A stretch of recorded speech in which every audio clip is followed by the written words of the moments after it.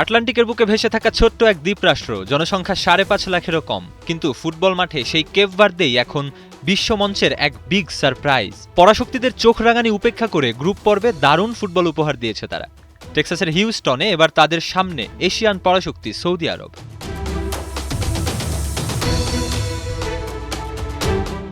দুই ড্রয়ে ২ পয়েন্ট নিয়ে টেবিলের সুবিধাজনক অবস্থানে কোচ বুবিস্তার দল। অভিজ্ঞ ৪০ বছর বয়সী গোলরক্ষক ভোজিনহা এখন পুরো টুর্নামেন্টের অন্যতম আকর্ষণ। প্রতিপক্ষের আক্রমণ ভাগকে বোকা বানিয়ে রাতারাতি কোটি ভক্তের হৃদয়ে জায়গা করে নেওয়া এই দেয়ালটাই কেপ ভার্দের মূল ভরসা। এই ম্যাচে ড্র করলেই নকআউটের নতুন ইতিহাস লিখবে এই ছোট্ট দ্বীপরাষ্ট্রটি।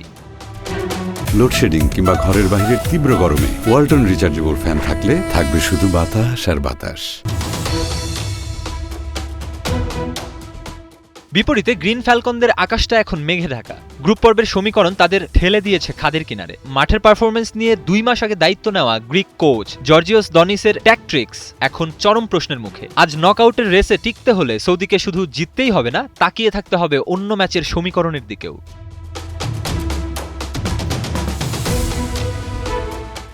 সৌদি আরবের মাঝমাঠ সামলানোর দায়িত্বে থাকবেন ২২ বছর বয়সী তরুণ মুসাব আল জুয়াইর। আর বিশ্বমঞ্চে সৌদির আশা বাঁচিয়ে রাখার মূল দায়িত্ব অভিজ্ঞ সালেম আল দাওসারির কাঁধে। সেই সাথে রাইট ব্যাকে কঠিন পরীক্ষা দিতে হবে দলের অন্যতম সেরা তারকা সৌদ আব্দুল হামিদকেও।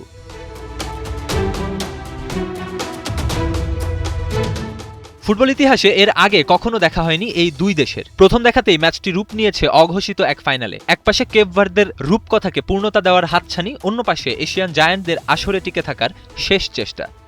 মেহেদী হাসান সুমন, ৭১।